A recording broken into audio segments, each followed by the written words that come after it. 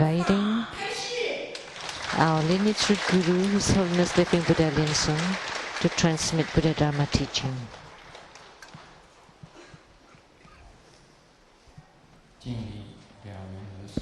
Homage to the Venerable Monk Liao Ming, to His Eminence Master Sakya Tsang, to the 16th Dharma King Karmapa, and to Master Tupten Dorji. Homage to the main deity of Homa, the Purba Vajrakilaya. Homage to the three jewels of the altar.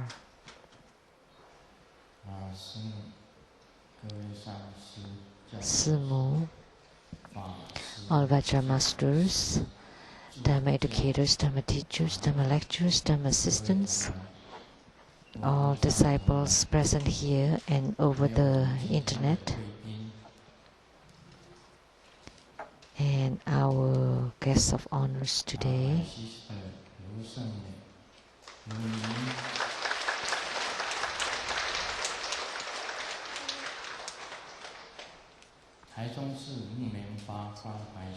And from the city of Taiwan, the Cottonwood Women Charitable Organization, the President Chen, and the representative to the legislator Tsang, also Ms. Chen, and from the Standard Chartered Bank, the Daya branch, the manager Chai,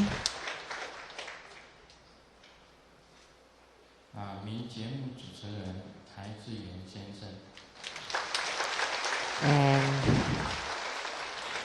Ms. Tai Ziyuan, the famous TV host,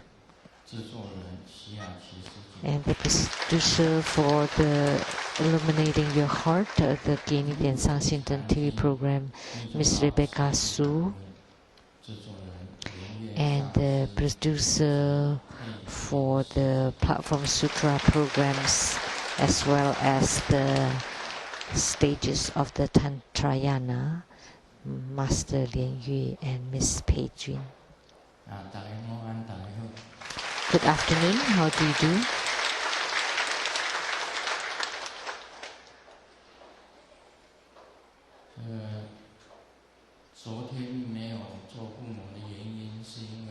The reason we didn't have Homa yesterday because we had to vote.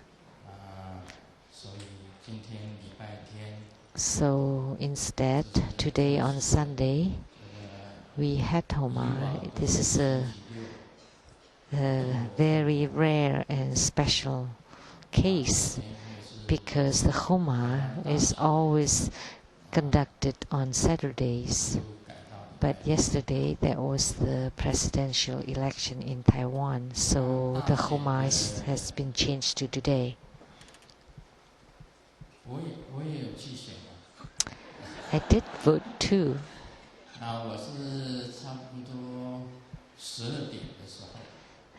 About noon, I went to vote. But I could not say who I voted for, and you may not tell either. But last Saturday I have said whoever that come here first would win.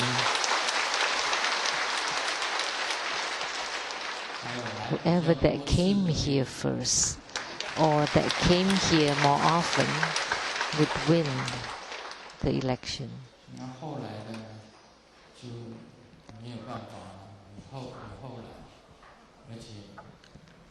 But the one who came later and only once, well, what can we say? Because the other party came twice. What could we say?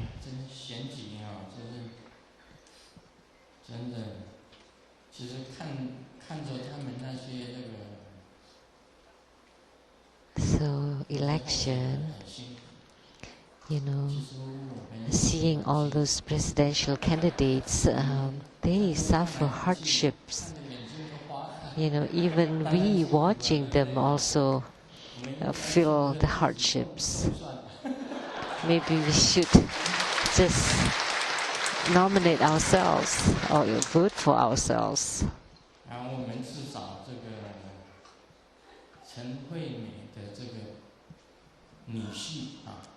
But the son-in-law of Miss Chen, which is Mr. Tsang, came to visit us a long time ago. Now he is a legislator. So let's congratulate him.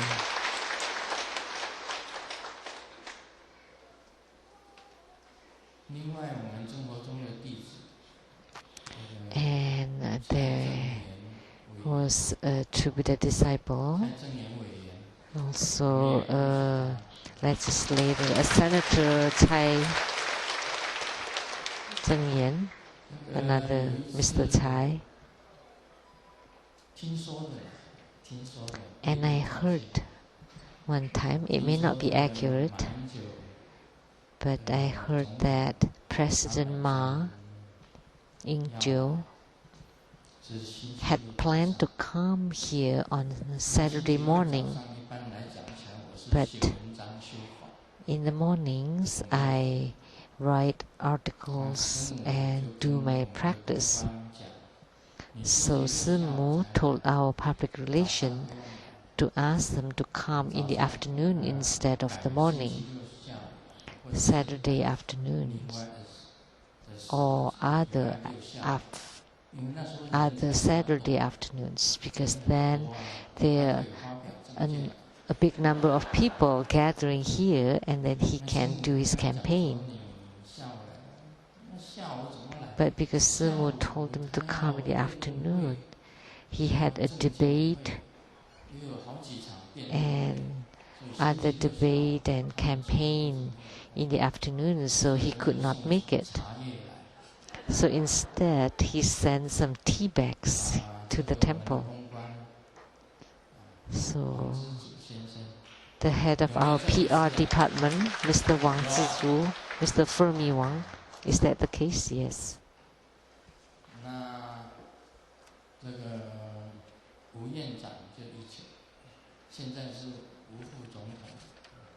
And the Vice President Wu,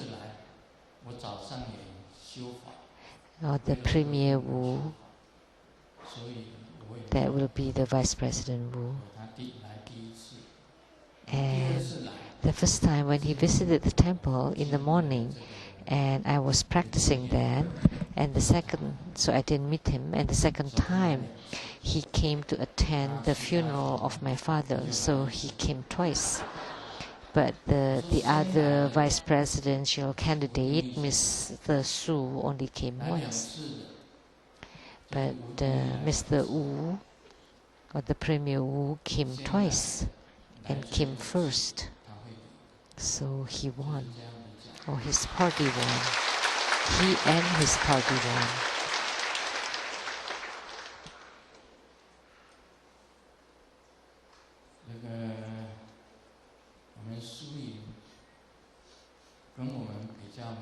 So whoever wins or loses is irrelevant to us. President Ma said that it's good to be happy for one night. But for us, we are neither happy nor sad, because it wasn't I who was elected. It was not greatly relevant to me. It's good just to sleep well at night. Doesn't matter who was elected. Every single night we sleep well. That's the most important thing. If you don't sleep well at night, then you don't have energy the next day. Then you have no drive. So if you have insomnia often, then you would suffer. So being able to sleep well at night is the happiness of a free man.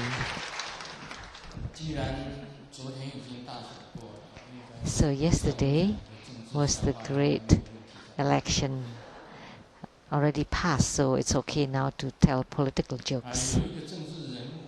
There was a politician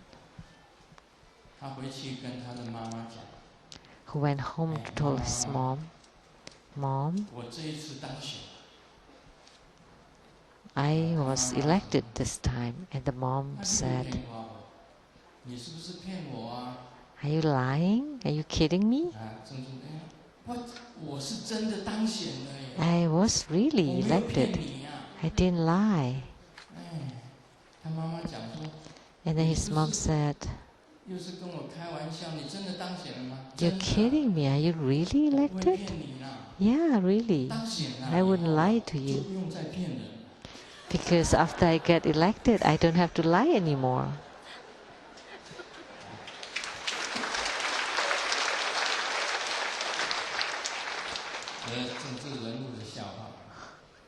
That's a political joke. After being elected, there's no need to lie anymore.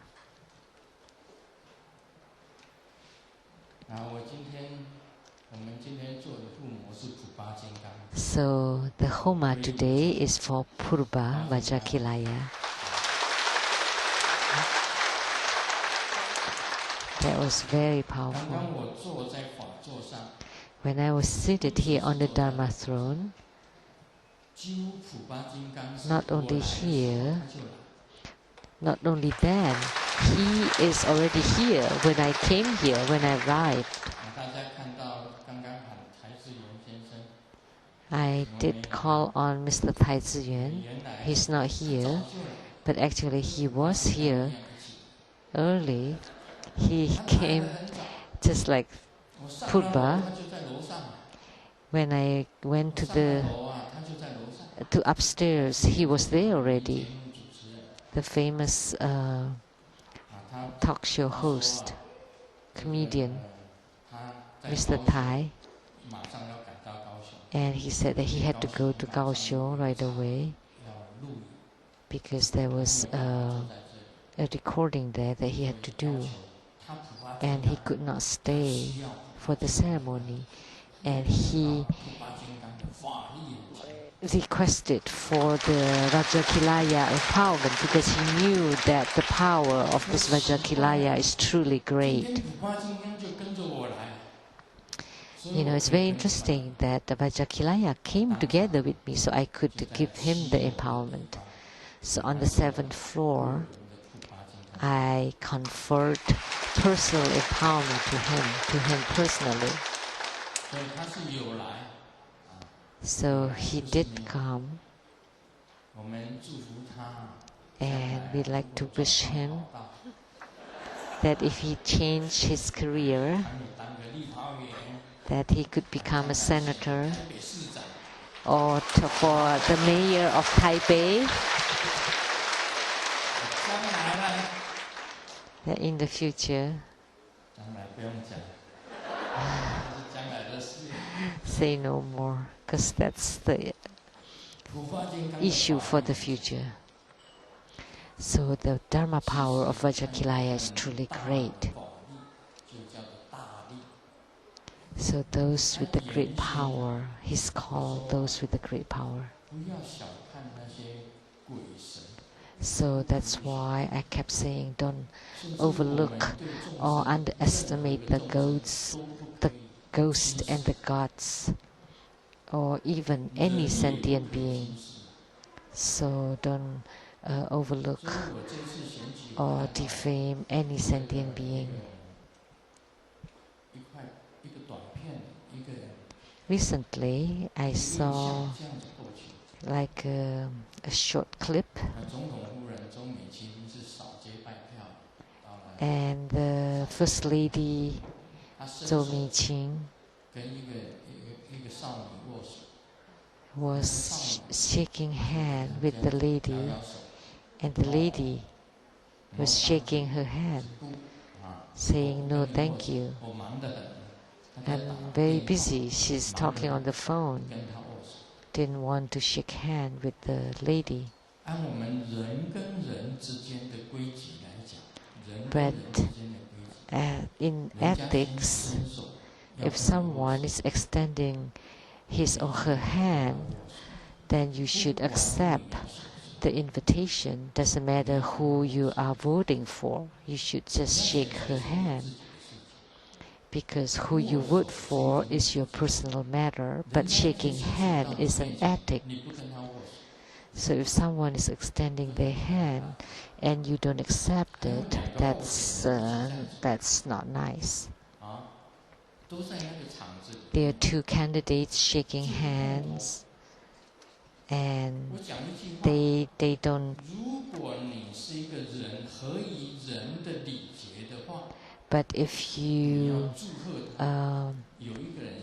follow the norm or the ethics, then you should congratulate your opponents, and then the opponent would also return the congratulation.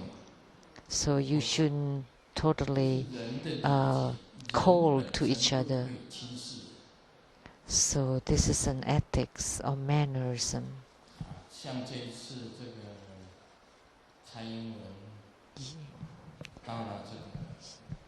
You should treat each other ethically. So the presidential candidate Miss Tsai Ing-wen, went to Fo Guang San, and she mentioned many names, but the First Lady Zhou was also there, but she did not mention about her. But she should have, because then you would have good manners. Although I knew ahead of time who would be elected, but when the vice presidential candidate Mr. Su came, I still treated him kindly, ethically. So if you come here, then you have a chance. If you don't come, then you don't even have a chance.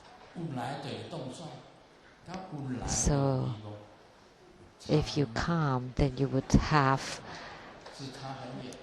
hope, you have a chance. But whoever comes most or first would be elected. So you need to be kind and diplomatic and have good manners. Don't be like the abbot of Fo Guang San, that he was actually healthy, and then when he was visited by a candidate, all of a sudden he got a stroke, and then 3 days later he got well again.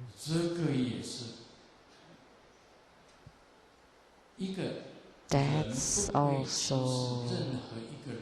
So as a human being, we should not mistreat others, and we should have good manners and be ethical.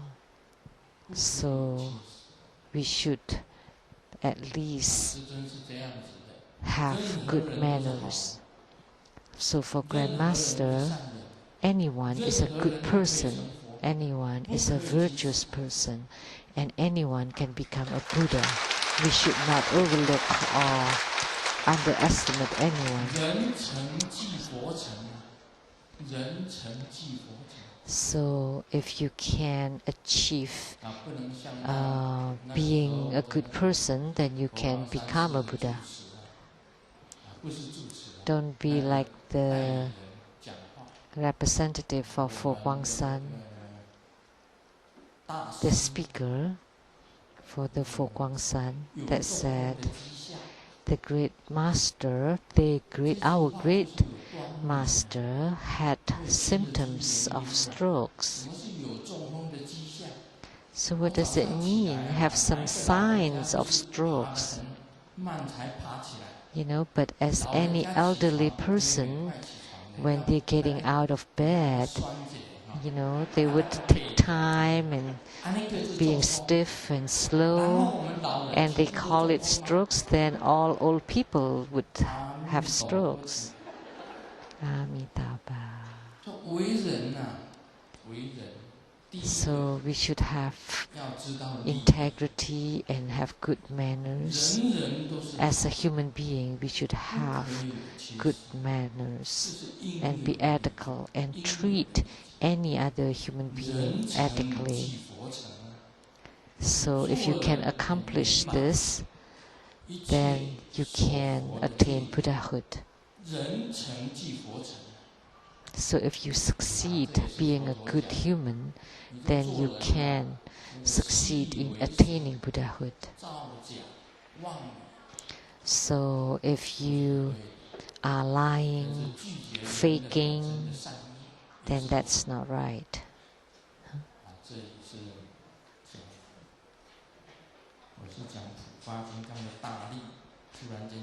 So talking about the great power of Vajrakilaya or Purba, I went into a tangent. So Purba or Vajrakilaya had great power, and he was a great power ghost. So he was a ghost with great, tremendous power in the old India. So he was the ghost or the king of all cemeteries, any burial places. He had done a lot of good things, good deeds. And when Guru Padmasambhava met Vajrakilaya, subdued him, and entered into the body of Vajrakilaya and became Vajrakilaya. Actually, to enter into the king of ghosts and then transform into Purba Vajrakilaya and transform him into the Vajra protector of Tantrayana. So Vajrakilaya is very special. He has wings. So in the transcendental transformations of Padmasambhava is considered Vajrakilaya. He has wings and he looks like Vajrakilaya. That's a transformation of Padmasambhava. And then afterward, Vajrakilaya met Vajrasattva, and Vajrasattva entered into the hearts of Vajrakilaya and transformed into Vajrakilaya and command him to become the protector of Buddhism. So Vajrakilaya especially protect or support Buddhism, and he has great power, majestic power, and infinite power. So Purba means the scepter, that like the Vajra scepter, which is Purba, which is this. That's his look or his form, a Purba. It has heads and wings. After it is personified into a human form, it has heads and arms and legs. And he has great majestic power. And generally speaking, it is easiest to have spiritual response with this of all Herukas, with Vajrakilaya. The seed syllable is blue, hom. That was the mantra.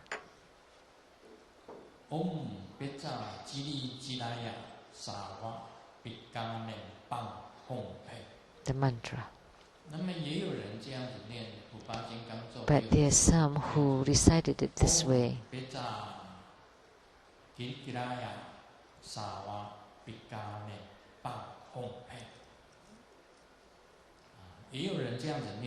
There's some people recite it that way.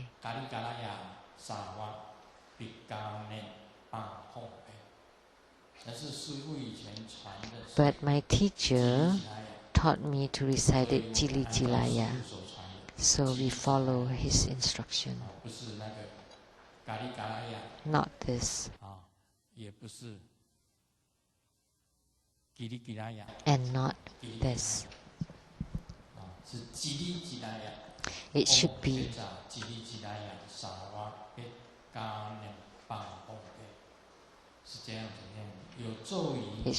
Jili Jilaya. So that's the mantra. And the 6th syllable, blue home, and the mudra could be inward or outward, the fingers. And the middle fingers upright, next to each other. So it's different from Yamantaka. Yamantaka is only touching at the tip of the fingers, but for Vajrakilaya, the whole fingers are touching each other. So it's slightly different.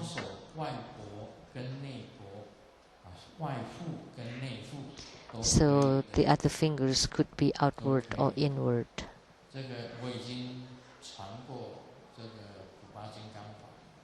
So I have transmitted the Dharma practice of Vajrakilaya at the Seattle Lezang Temple.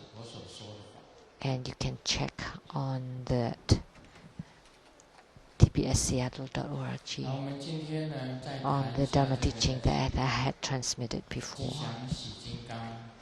And now we will continue to expound on Hevajra, the emptiness within great bliss, the auspicious Hevajra,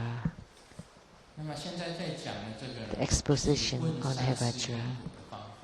And next, it's about a ritual to check or to ask for the past, present, and future karma. So let me explain. The Buddha talked about this ritual to know about the past, present, and future karma. At night, after sunset, take a sesame oil to bathe a virgin.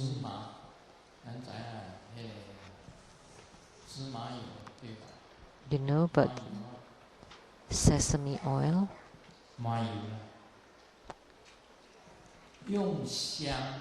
And then take incense, flowers, lamb, tea, and fruit as offering to Hevajra altar. And then take Dolo 3 juice and rub it on the thumbs of the virgin. And then recite the mantra.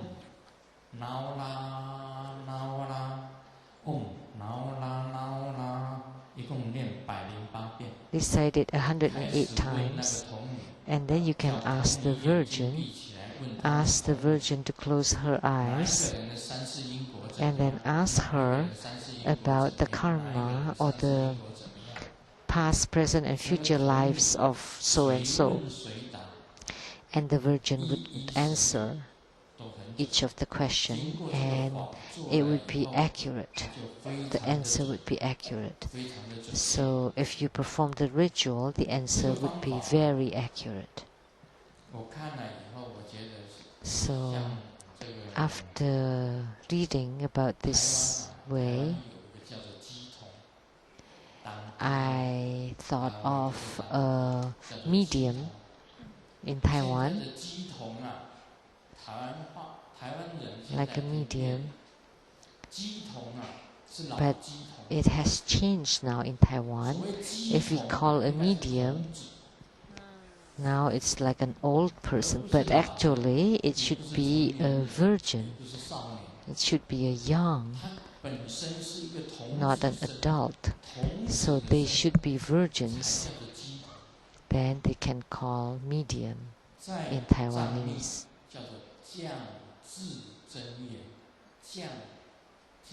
In Tibetan Vajrayana. It's called the wisdom that descends from the space into a human being. The words that's spoken by a wisdom deity that descended from the sky onto a human being. And then when this human being speak the words, and the words would be true words. And this ritual existed in the development stages of Tantric Buddhism. So this is very close to the medium that's common in Taiwan.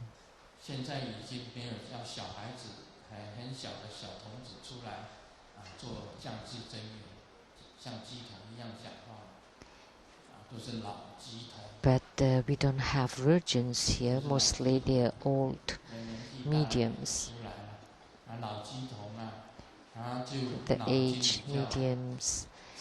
Then their minds are rather complex, so what they say are rather complex. But the words spoken by virgins would be more accurate. So that's why the mediums typically use virgins. But not the older people. So those mediums are rather shrewd. Even when the wisdom deity does not descend, they would say it does. And then they can ask for money.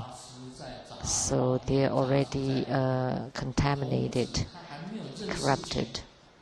But virgins, they don't know the value of money.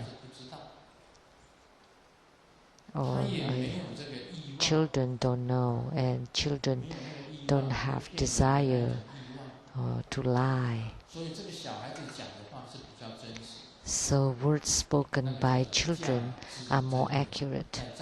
So this is called the descending of the wisdom, the true words.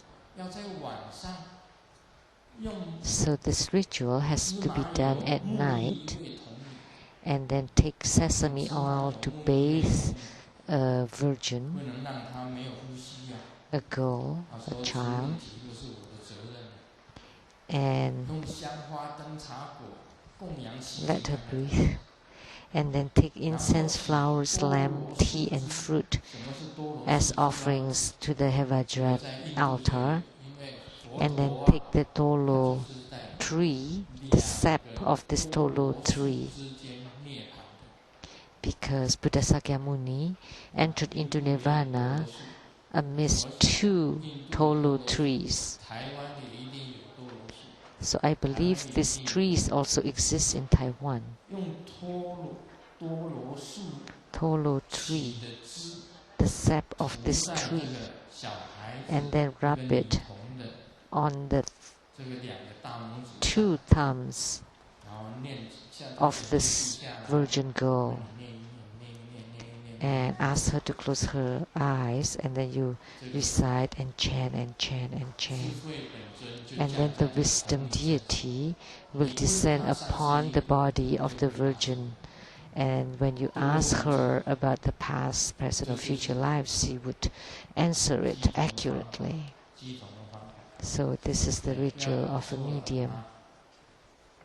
So don't mistake it, okay? Don't.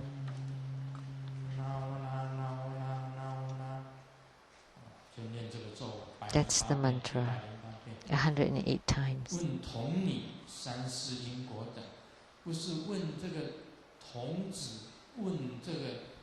So ask this virgin, this girl, ask her about so and so, the name, the address, and the past, present, and future lives of this person, and then the virgin would tell you.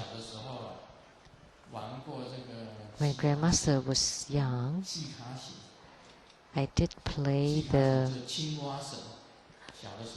like the frog spirit. At that time, I was in elementary school with my classmates, children just playing, asking the spirit. On the 15th of the 8th lunar month, the night, and we are all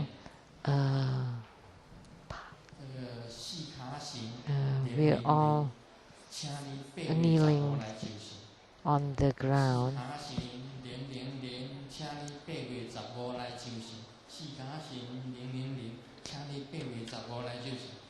So we are invoking the frog spirit that on the 15th of the 8th month to come descend, and then the kids would start hopping around on the ground.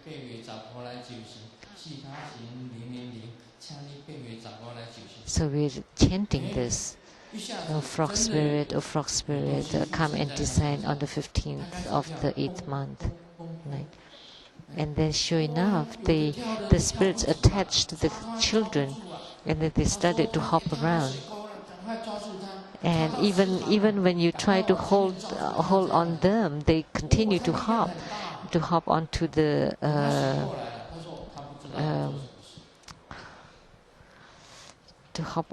rooms or the ditch. And they couldn't stop. So even just by chanting that, the spirits descended and attached to your body, especially this ritual. So using sesame oil to bath the virgin is to purify her of all impurities. And you need to make offerings to Hevajra. And then you take the tolo tree, the sap of tolo tree. I don't know why. And use the sap to rub the 2 thumbs of the Virgin. Recite the mantra and then ask her. And you can ask about your past lives too, your own past lives. And then she would tell you what happened in the past lives and what happens in this life or in the future lives. And what is the first life, second life, third life, and what are the causes and conditions, all the karmic relations, and why you are what you are today, etc., and what would happen in the future. A lot of people likes about this. A lot of people like this. Their relationships between the past and the present. Everything is related, interrelated.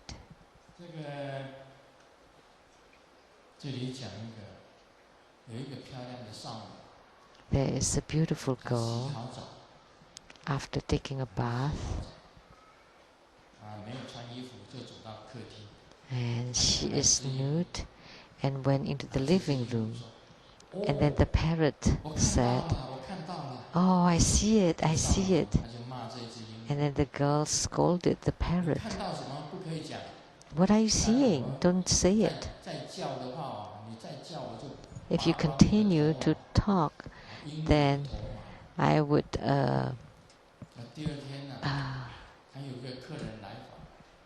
pluck your feathers off your head." Huh? But there was actually a guest that's bald, a man that's bald. And the parrot said, "Oh, did you see? That's why you have a bald head." So this is related because when the girl came out of the bathroom, she said that if you continue to yell, "You see it," then I would pluck your feathers off your head. But then later on, there's a bald man entered into the living room, and the parrot asked, "Did you see?" So there's some relations here. But karma are interrelated. So why are you are what you are today? Like, why is Grandmaster so short? There must be reasons. If you're asking her, she would say, Well, because in your past life you were also a monk and you are building a pagoda and then you are corrupting. You only build until the 6th floor and then you said, well, I'll just keep the rest of the money for myself. Then you become short. Because the pagoda was supposed to be 7th floor height. And then you just build it up to 6.5 floor height. Then you would be born short, shorter than others. So if there was a virgin that I can ask, I would ask, why would Grandmaster Lu grow so short in this life? So everything is related to the cause and effect. So everything is predestined. Whatever you eat today, whatever you eat tomorrow, they're all predestined. So it has a fixed amount. Oh. So please don't underestimate it, the karma. So Bodhisattvas are afraid of the causes and sentient beings are afraid of the effects or retributions. But Bodhisattvas do not want to create the causes, so you would not have to suffer the retributions. So everything has cause and effect, or related to the cause and effect, or under the law of cause and effect. So disciples, whether they're good or bad, the diligent or the lazy disciples, you have to be responsible for your own actions. So you have to be responsible for your own karma. We cannot control them. Whatever you say, whatever you do, whatever karma you create, you have to suffer the retributions for them. There will definitely be retributions. So if you ask this virgin, she will tell you.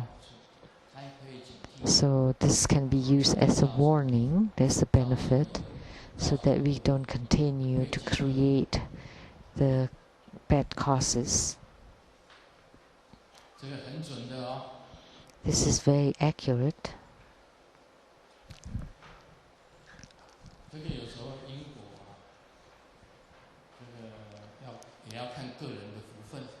So even this karma is depending on your merits. So if you have the merits, then you would have it.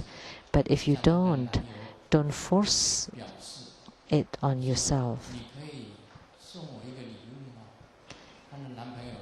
So a girl asked her boyfriend, "Can you give me a gift?" And the boyfriend said, "What? What would you want? Something that doesn't go bad ever, and something that's most precious. On my birthday, please give that to me." And then her boyfriend so bought a diamond and then gave it to the girl. So the boyfriend knew right away the most precious things, and that's forever. So the girl was very happy because she has enough merits for it. And she told her friend to ask her boyfriend for it. And then the other girl asked her boyfriend for the same thing. "Can you please give me something that lasts forever and that's priceless?" That lasts forever and priceless.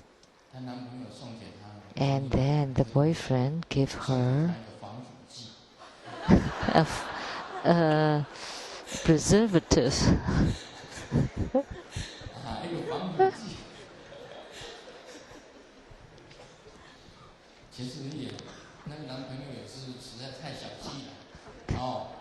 So that boyfriend is too stingy. Although it lasts forever, but it doesn't have any value. But this is a joke. What I meant, that the same person, what you get, it depending on your karma from your past lives.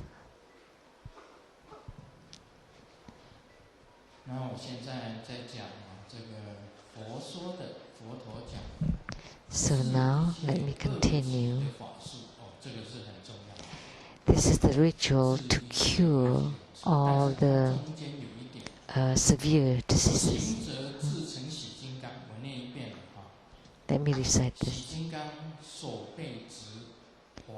So the practitioner transforms himself to become Hevajra, and Hevajra's arm is holding a yellow earth heaven, white water god, the red fire god, and the green wind god. So he controls the earth, water, fire, and wind.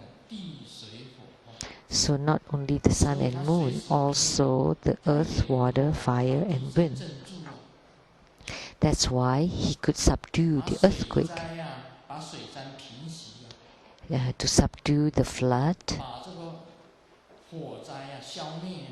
and to eradicate the fire, and to change the direction of typhoon, because he controls the earth, water, fire, and wind. And the sicknesses of human beings are related to these four elements.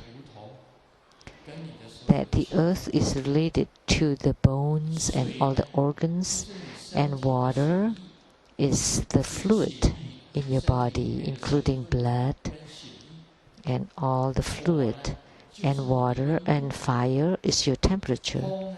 The wind is your breath. It's your breath or breathing. So the sicknesses of human beings are related to these four elements. So breathing,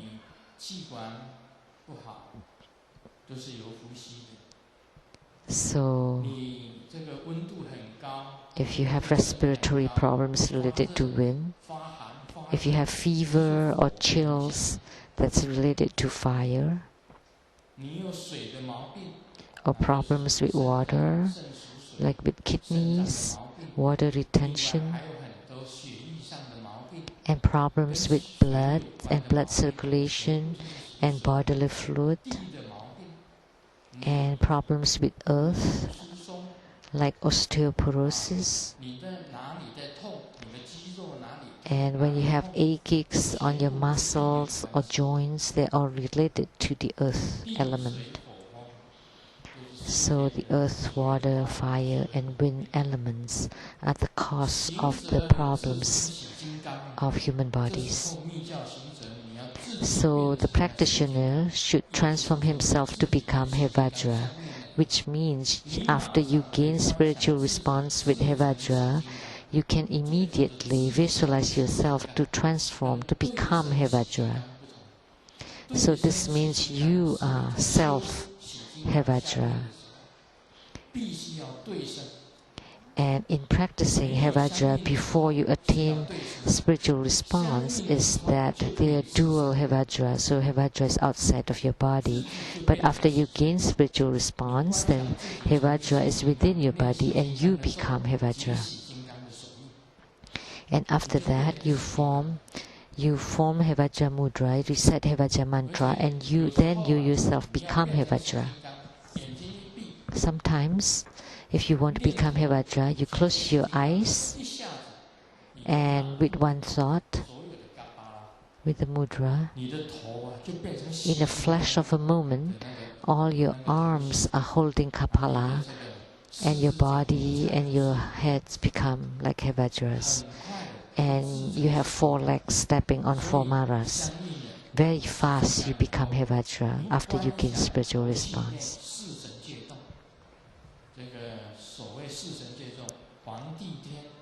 So after you become Hevajra, you visualize that in the Kapala,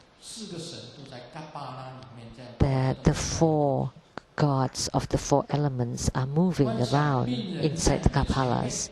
And then visualize the sick person in front of you and problems with the earth. The earth god is curing problems related with the earth, water, and respectively, water, fire, and wind. The mantra.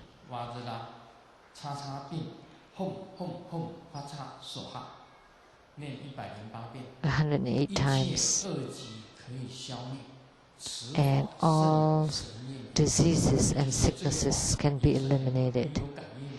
And this is also very effective. 108 times of mantra recitation of Hevajra, and you become Hevajra. Visualize the 4 gods, the yellow earth god, the white water god, the red fire god, the green wind god are moving around in the Kapala, and the sick person in front of you, and generate the great Dharma power of Hevajra. With 1 home, you enter into the heart of the sick person, and the A syllable enter into the throat chakra of the sick person, and the Om syllable to enter into the brow chakra of the sick person. And visualize the 4 colors, yellow, white, red, and green, to empower the sick person. And then all kinds of sicknesses of this person would be cured. But you have to gain spiritual response with Hevajra first. Then you can utilize the power to eliminate many different kinds of sicknesses. This is a Dharma practice, Dharma ritual.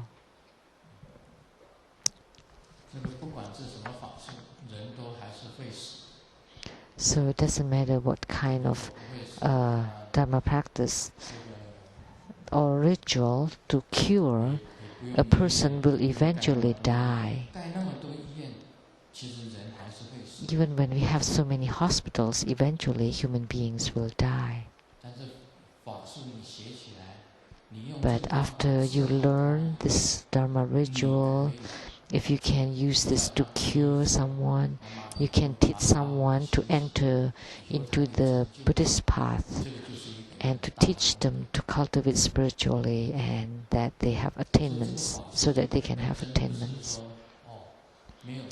So this Dharma rituals has its benefits. When you cure someone, then someone was touched, and then they would take refuge and cultivate spiritually. There was a lady that told her husband, "After I die, what would you do?" And then the wife asked the husband, "If I die, what would you do?" And then the husband said, "Dear, if you die, I would have gone mad. I would go mad." And then the wife continued,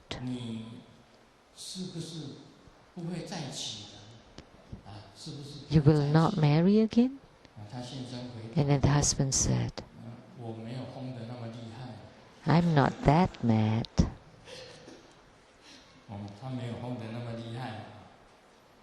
So he's not that mad to marry again. So actually, in this life, everything is under the law of cause and effect.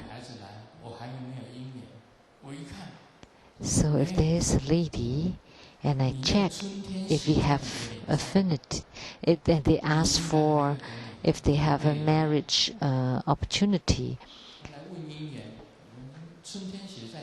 then I can tell if that person still have the certain kind of the marriage feel to it. Or if someone asks, and then, if you can tell, you can just take a look and you can tell. It's written on your face whether you have that marriage feel or not. So actually karma is written on your face. So whether someone has the chance for marriage or not, you can just take a look at their faces. If they still have that feel, it's like the spring feeling. That means that they can still bear flowers and bear fruit. Then they have the chance for marriage. But if it is like the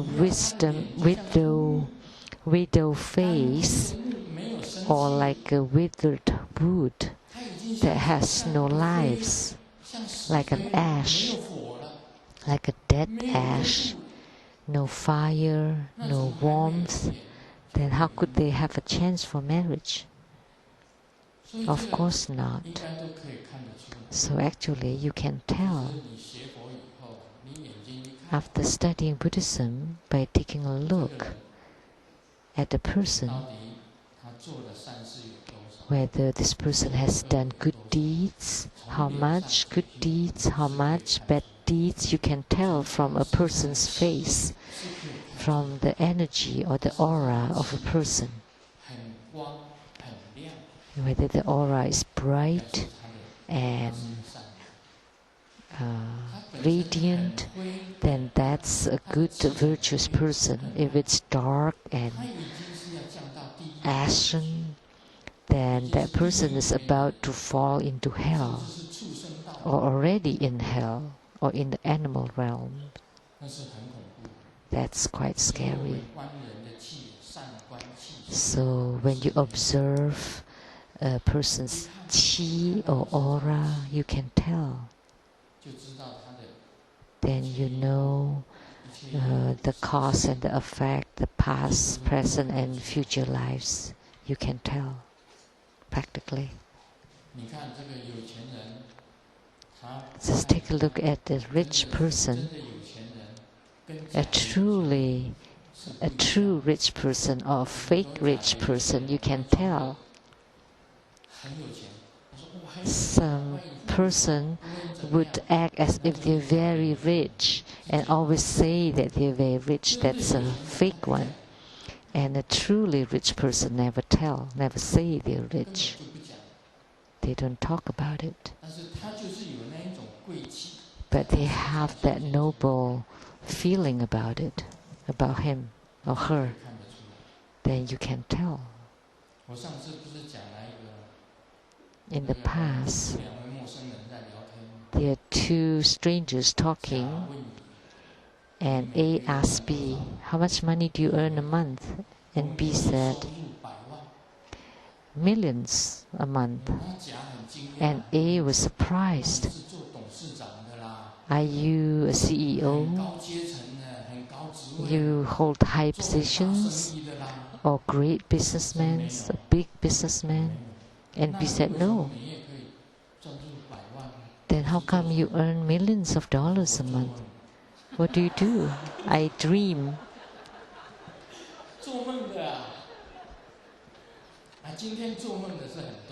So these days there are a lot of people who dream or daydream. True Buddha disciples, lots of them are daydreaming. Truly rich person don't talk about it. They are very mysterious, right? Like Master, much money, Master Shidōchen. He's very mysterious. He never talks about how rich he is, how many houses he has, how many wives he has. You never know. He's on my side for a while, for a long while, but I never knew how many wives he has. And I still don't know how many houses he has. He's very mysterious. Only his name, Shidōchen, in Chinese also means lots of money. So he's very mysterious. The truly rich person never talk about it.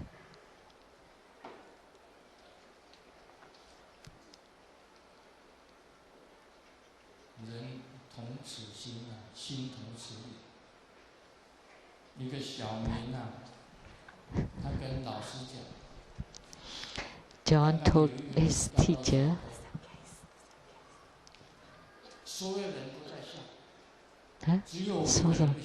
oh, everybody is laughing except me. Oh, John, you do, that's right. Good boy. Only he doesn't laugh. Everybody laughs. So who fell into the ditch? That's me. Oh, John said someone fell into the ditch and everybody laughed except me. And then they asked, who fell into the ditch? I did.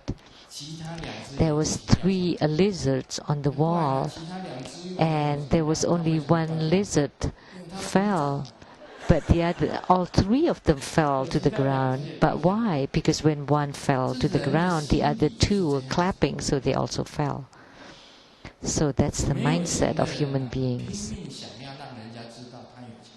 The poor ones always want to let others know that they have money. But the truly rich person never talk about it. Why? Because the tax collector may be watching them, right?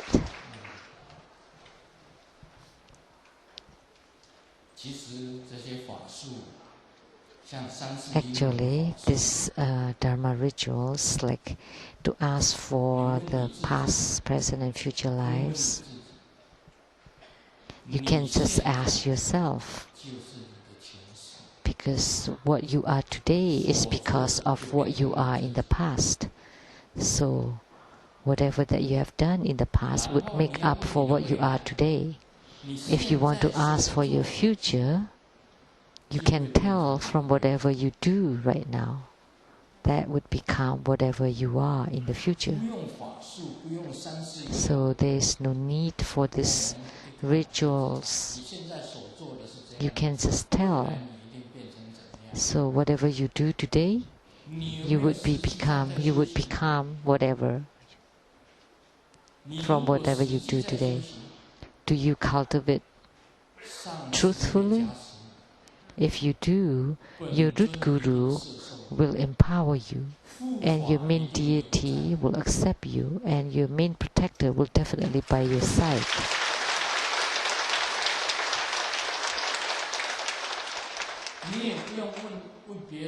You don't need to ask other people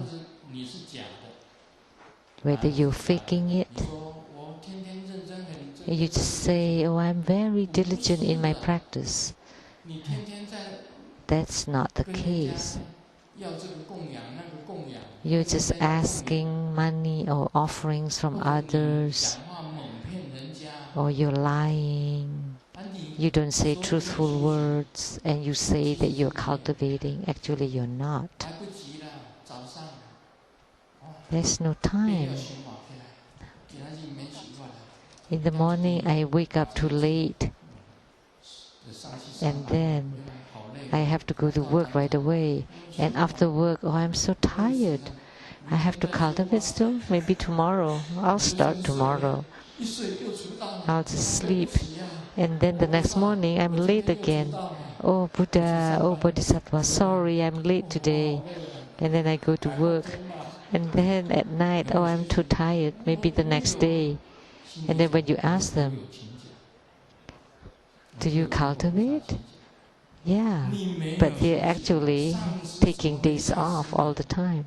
So if you don't cultivate, how could your root guru empower you? How could your main deity guide you or meet you? How could you protect you?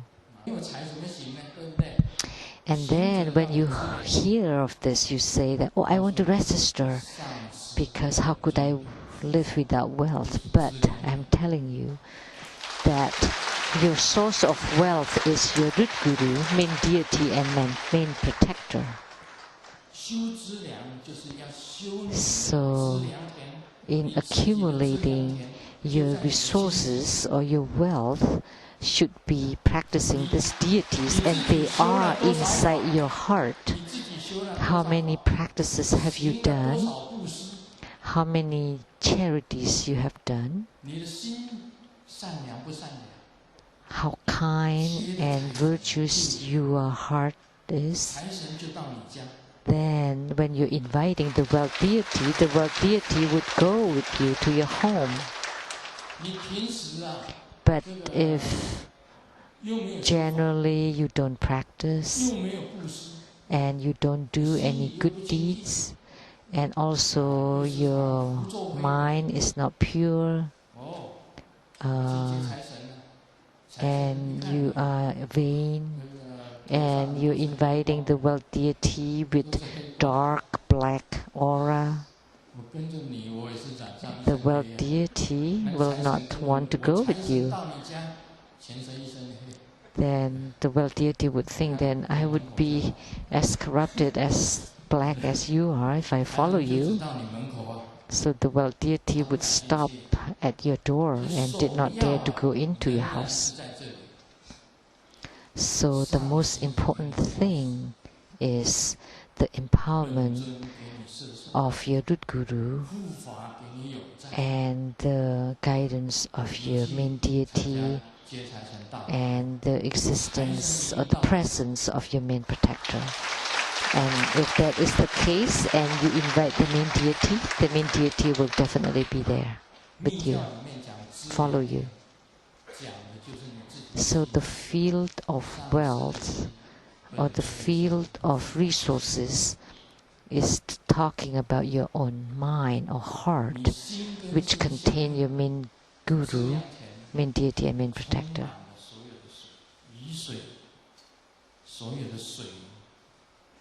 And if your heart, then the water which represents wealth would fall onto the field of resources once you have responses with your main guru, main deity and main protector. And there's this hiking Kuan Yin that I would like to introduce to all of you. This hiking Kuan Yin is very beautiful, and she is very special. She's wearing the crown of 7 Buddhas. Typically, the Vajra masters are wearing crowns of 5 Buddhas, but this hiking Kuan Yin is wearing crown of 7 Buddhas. So she has even greater Dharma power. And on her sleeves, it's crafted the mantra of the eradication of the 7 Buddhas, the eradication of karma by the 7 Buddhas. And at her back, it's all kinds of syllables. So in the future, Grandmaster will transmit the Buddha Dharma teaching of hiking Kuan Yin. And you all know about the hiking Kuan Yin Sutra. And that sutra it's a mandatory sutra for True Buddha school. And the first time I encountered this sutra is in the Yihuang temple in Taiwan. And the monk there gave me the hiking Kuan Yin Sutra. And I started to recite the sutra from that time until now. That was decades ago. And Cao Wang, the High King Kuan Yin Bodhisattva, is rarely encountered in this world. All the Kuan Yin Bodhisattvas are typically wearing crown of 5 Buddhas. Only the High King Kuan Yin Bodhisattva is wearing a crown of 7 Buddhas. And this image has the karma eradication mantra of the 7 Buddhas and syllables engraved on her robe. And also inside it there is also the hair sariras of Grandmaster inside it.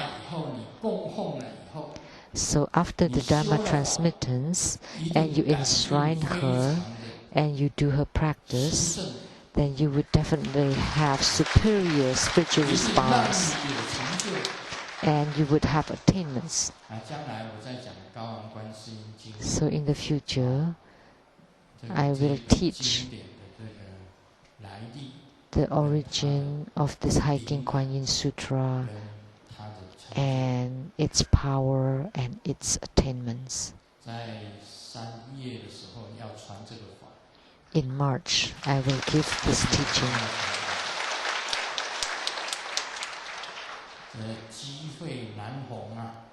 This is a rare and supreme opportunity.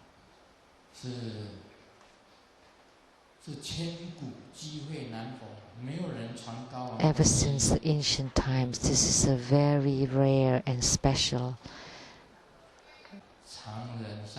This is provided by Master Tsang of Hong Kong, and his statues are always very beautiful and dignified.